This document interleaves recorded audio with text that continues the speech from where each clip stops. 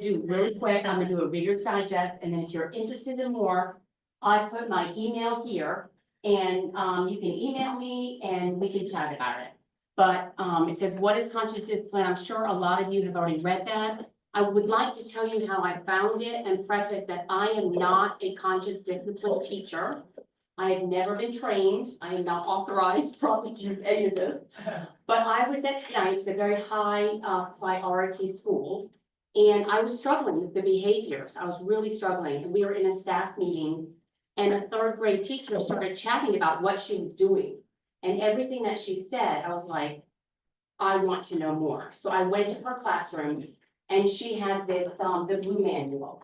So that's become my Bible. I have like 3 copies, and anybody can borrow these 2 and then return them to me. But if you'd like to borrow those 2, mine is in my classroom. So I went to her and I started implementing just little things, and I saw such a huge improvement in the behavior. So this is about not punishing.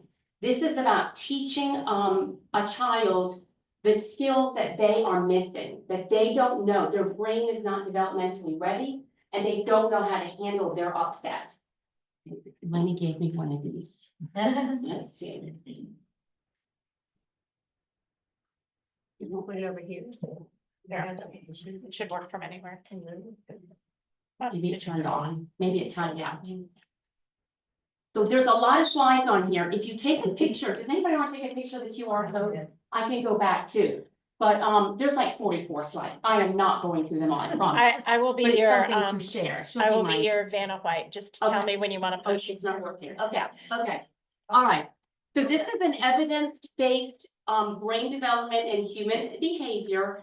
Like I said, it is all about the idea that conscious awareness empowers us to use our higher self-regulatory systems. So we do a lot of brain talk in my first grade classroom, and a lot of people think like 6 and 7-year-olds, they totally get it. And when I taught at Snipes, it was such a shift. And I thought I transferred on a different population. I'm at Anderson at Veterans Park. And all children, all adults, all humans need this. I think we need to understand what's happening when we do have our upset. And I did not get any feedback from parents at Snipes. I don't think they knew what I was doing, to be honest with you. But at Anderson, it has been life-changing for parents. They're calling me and saying, what are you doing in the classroom? Because my child is teaching me to regulate my emotions. So they're going home and they're telling their mother when she's upset, you need to take a deep breath, okay? You need to breathe.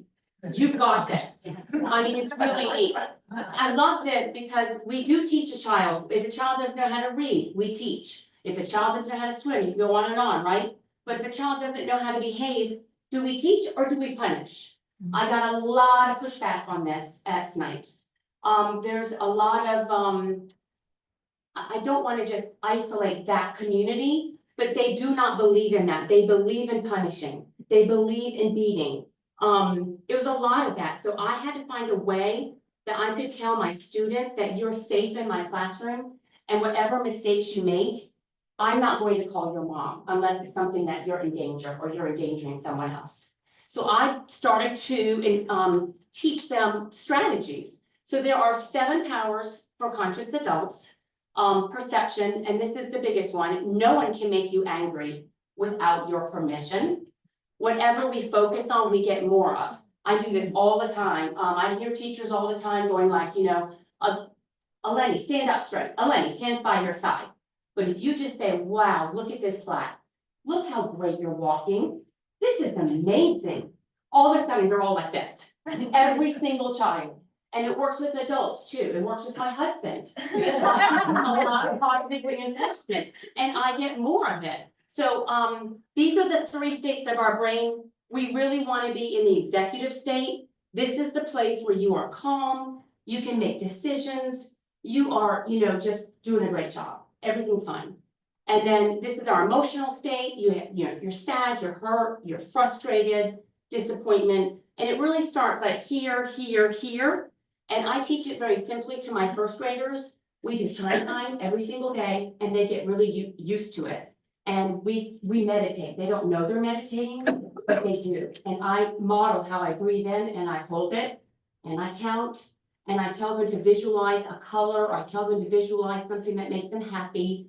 Could be their mother. Some friends will tell me, I'm visualizing a rainbow or a unicorn, whatever it is. And so I like to keep them, I tell them to glitter your brain. We want to be up here. We do not want to be here. But here's the part that's the shift with conscious discipline, is every human gets to this place. There's nobody that doesn't ever get down to your survival state. Things happen to us in life that bring us down there, and we call it lizard brain. And it's a place where, you know, it took, honestly, I've been married 34 years. I kid you not, it just happened at Christmas time. That my husband would always say to me, you know, when you're upset or you've got company and you're like running around and calm down, right? Telling me to calm down. Who would ever calm down when somebody who's in an emotional state, you know, would calm down? So this Christmas, I mean, I have been talking about this for years now. He said to me, he put his hands on my shoulder and said, Courtney, you need to take a breath. Because our kids are grown. Who cares if we eat at 1 o'clock or 2 o'clock or, it doesn't matter. Like, just we're gonna have fun.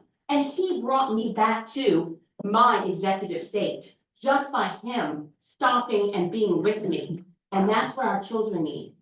They do not need you to send them to time out because they don't know what to do. They need that help. You have to go with them to co-regulate. A lot of children, well, no child knows how to regulate. Think of an infant. What are you doing? You're going there and you're calming them and you're listening to their cries. It never changes. So now we're in month February. I have two children in my class that have a lot of emotional outbursts. One has AU and the other one just has a traumatic home life.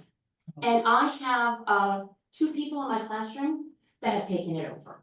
I do not need to go to Common Corner with them anymore. It is amazing. And I have a 3-minute stand timer there, and there's all these tools. And I always tell my kids, you need to trick your brain. And so when they're super upset, and I'll get to that slide, see, I go ahead of myself. I really do.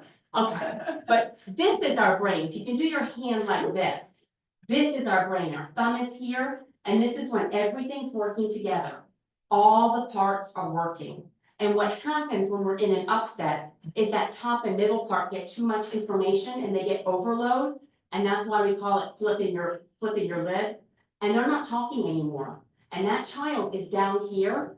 And there's nothing you can do at that moment to get them out of it except be with them. And there's a, I circled this because it's important. When our brain is working efficiently, both the upper and midbrain are communicating effectively.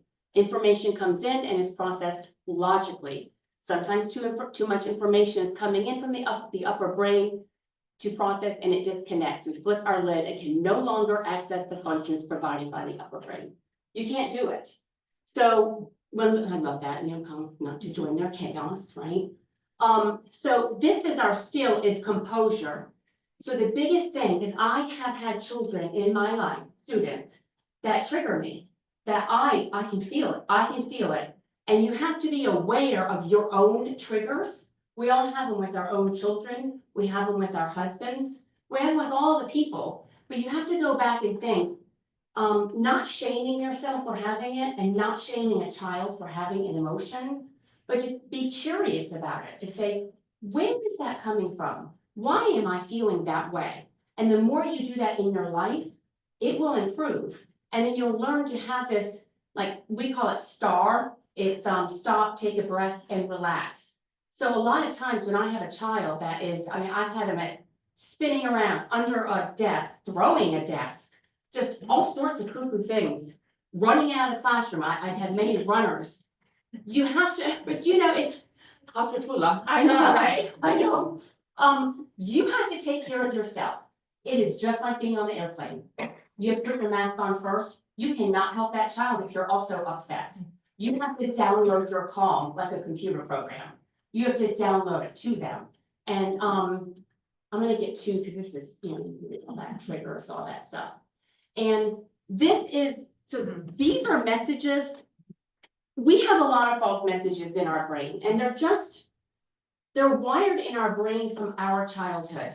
And it's not our parents' fault, it's not their fault, it's just the way things were. And I hear all the time, well, it worked for me. I was spanked, it worked for me, I turned out fine, right? I was this, I was that. Yeah, sure you did, but don't you want to do better for the next generation and teach an emotionally resilient child that can handle their emotional upset? That's the goal, is to help them be able to regulate and stop and think. So we do there's a little video, it's called The Fish in the Pond, it's all these fish with all these emotions. It's such a good visual for them because it tells the kids, oh, you'll have anger and you'll have jealousy and they're just all swimming in there and it's okay. And that's just the biggest thing. So I'll get to what you do when the child's upset, but I hear a lot about gentle parenting and people get really upset about it. Like they think that's what this is. Has anybody seen the Costco video on TikTok where the mother's literally on the floor with her child and the child screaming? And she's almost like, what do you need? Oh, I'm right here. And this is not what this is. You are always calm. You don't raise your voice. And we do because we're humans and you will mess up. But it's an assertive way of parenting. So passive, and you can see that asking a question. You do not ask your child a question. I do not ever ask my children, my students, a question in my classroom. It's this, and that. Stand up, go get your materials, come back and sit down. That's it. There is no reason, there's no opening for them to be able to answer me. No, I don't want to. They can't, right? Aggressive is when you're mean, right? Do it or else. You'll give a choice. Well, what choice is that for a child? Clean your room or you're not going out for 3 days. I mean, it's just not it's not helpful. Assertive is use the same clear, calm tone, like blue, I'm wearing shoes, pick up the blocks and put them in the bucket like this. And so we learn in conscious discipline to give children 2 positive choices. It's like, I always say to I have one child who cannot sit on the carpet. He has such a hard time on the carpet. Annoys everyone around him. And I will say, I'll call him Sam, that's not his name. Sam, do you want to sit crisscross applesauce or do you want to sit merman? Like, well, what's merman? It just totally distracts their brain, right? It's like, it's on the side, it's like, I want to sit merman. Like, you have to trick them all the time, but I give them the 2 choices that I want, and normally it works pretty good. This is something you can click on at home. Did any young parent, do you guys know about Dr. Becky? She's on Hulu, okay. This is her, and she speaks about it in that video. But this is just about you being assertive. It's like a pilot on the plane. And it's saying like, which kind of pilot would you like on a plane? And it's like, stop screaming. There's not, you can read this, okay? And I'm gonna read it to you. Announcement 2. You can see that these 2 are not good. And the reaction is what's important. Now you're worried, right?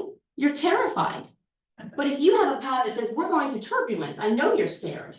That's okay. I know what I'm doing. I'm not scared of this turbulence or your fear. Now I can take a deep breath. Nothing has changed. We need to share our calm with our children and let them know that we're a pilot. We're in charge. I had a mother the other day, I could not believe it, text my phone to say, can you ask my child, would she like to ride her bike home or would she like me to pick her up? I answered back, which do you prefer? And I will tell her your choice. I'm not going to ask a child, which one do you want? You're the parent, you're making that choice, right? I see it all the time. And here's the thing is that they think they're doing a great thing. It all comes from a place of love. It all comes that we want to do the best for our children. But their brain is not developmentally ready to make those decisions. And what it does is it creates fear. So one of the things that I do in my classroom is everything is routine. They know what's coming next. I have a visual schedule that's up here. So my sister Tara has a 3-year-old grandchild, and she was having a really hard time transitioning from one home to the other. And she didn't know when it was going to happen. And we had done a colored timer and we had done the 5-minute thing that she's talking it through with me. And it didn't work. So I said, make a visual schedule. Put the little clips. And so Tara's like, okay. So she took pictures of her granddaughter because they pretty much did the same thing every day. She took pictures and she put it all in her kitchen. And she'd go, Mia, move the clothespin, we're on lunch now, on lunch. Because then, you know, when you're an elementary school teacher, all kids want to know, there are two questions. When is lunch and when is recess? That's it. So then I have like foundation, math, blah, blah, blah, and they're looking for lunch, wisdom, recess. Okay, they can see it, it's that visual. So it works for all of us. We're visual, most people are visual learners too. So that pilot, and you'll hear her talk about it if you play that video. So the leader says, you're allowed to be upset, your emotions don't overwhelm me. I am still your sturdy leader. That is the hugest shift that you can make as a leader. And you are the pilot of your family. Service is about clarity. And I read something by Brene Brown that said, clear is kind. I never forgot that because, you know, it's like if I tell my teacher assistant to put up a bulletin board on kindness and she does whatever she wants, and I'm thinking, well, that's not what I wanted. That don't look good. I have to show her a picture. I find it on the internet, right? I want this, I want these colors, I want this border. Clear is kind, so that she knows exactly what to do. Our children need us to be clear with our directions and kind about it, right? Yeah, there it is, see? Never. Yes. Never. It just doesn't work. So there's the star, there's the calming self-talk. This calming self-talk is for you. I do it all the time. When I was at Snipes, if I couldn't do it, if it was so bad, and believe me, it did get that way. And we were so lucky to have two of us in the classroom at all times. I don't have that at this school. I would say to Miss Lee Hockey, I need to pivot. And that just means I need to flip myself. So I would walk out of the room and I'd walk to the bathroom, breathe, do my thing. I'd come back, and you need to do that too. And I did that naturally when Tony and George were little. I remember knowing they needed to be safe during a tantrum, but I was gonna get mad. So I put them in a crib. I put them safe, right? And then I'd walk away. So it's important for us to to retain our calm. But it's like you have to, it's that self-talk about breathing and knowing that you can handle this. More videos, there's two different Dr. Beckys. I don't know the last name of the psychologist that I love. The young moms all know her. My niece loves that Dr. Becky. This Dr. Becky is Dr. Becky Bailey that writes all of this. She's been doing this for 40 years and she's amazing too. And here's the DNA. This has never not worked for me. I had a child one year that came from kindergarten, and they were all like, oh, wait, you have, you know, just like that. It's gonna rock your whole day. He has these meltdowns and you can't teach and yada, yada. And I did this after a little while because you have to build a relationship with the child a little bit. I'd color with him or whatever. But when he would have that meltdown and he would do all these things like bang his head with his hands and everything. If I would describe it to him and tell him what he's doing with his body, it works every time. They look at you, it's like, how does she know? Like she's looking, it's just, they stop for enough time that you can say to them, it's okay. I see you're scared. I'm with you and you're safe. And we can handle this together. And then he kind of like is ready to breathe. And I have little tricks, like I have these are in my calm corner, the pinwheels, because for a small child, that's a fun way to take a deep breath, right? Blow the pinwheel. And I found the flower ones at the dollar store the other day and I was so excited. So I bought more for my calm corner. The best one I have actually is a pillow that has the sequins.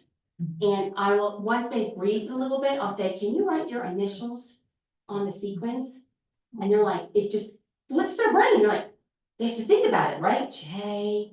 And like, look at you, you did it. So proud of you. They're not in trouble. Now come back and now your brain is ready to learn. And they start to understand about their brain. So it's name the feeling, it's describe, name, and acknowledge. And sometimes the acknowledge is, you wanted that toy. You wanted a turn. I understand that you're disappointed. And then you teach them a better way to handle the sharing. You get the two kids together and you have a conversation. That's just it in more detail because it's about the brain and encouragement. So I'm going to stop because there's a lot more, but I do want to show you, if anybody would like to make a copy, because I know that these are these, cards that I cut out in my room, to kind of remind my TA, because I think most people think I'm a little crazy when I say we don't yell at the children in my classroom. Most people raise their voice a lot, but, they're all the cards for the 7 skills and kind of gives you, the vocabulary to handle what to say. And the teachers know when a child's in my classroom, because if there's a fight in the playground and they come to tackle, I'll always say, did you like that? I'll go, no. I'll say, well, you need to go tell them. I'm gonna show you how. Let's go together. But first we're gonna practice. And I'll practice with him saying, John, I did not like it when you grabbed the football from me. It hurt my feelings. Please don't do it again. And they'll go, John, no, we're gonna practice our assertive voice. John, I did not like it. And you look them in the eye. They'll go do it. They go over there, John, and the kid's so shocked. They're like, I say, what do you say? I'm right there. And they go, sorry, I'm sorry. I said, it just happened. These are things that happen. Small problems. And then they go on. So another teacher says, they hear like my kid going like, I did not like that, what you did the other day. It really hurt my feelings. And they laugh. But that's a sort of this. It has to be taught. We all have to learn these things. So I'm gonna leave these here because I can make copies. We can cut them out in cards. And then if, that's the conscious discipline book, because this is my Bible. And then this is, school family. The I love you rituals, if you have a child, I do I love you rituals every day. It's in the form of a game. So in our morning meeting, we play a game. But when they're very little, singing songs with them, it's all about that connectedness, because the brain development, it's just so, strong in the beginning stages. They say 0 to 2 months is the most important time of your child's life. 0 to 2 months. And, you can look up Dr. Bruce Perry in his own study. He will fight to the battle that if a child, I gotta get it right, because he says if a child 0 to 2 months had the most amazing home, everything was fine and calm and loving.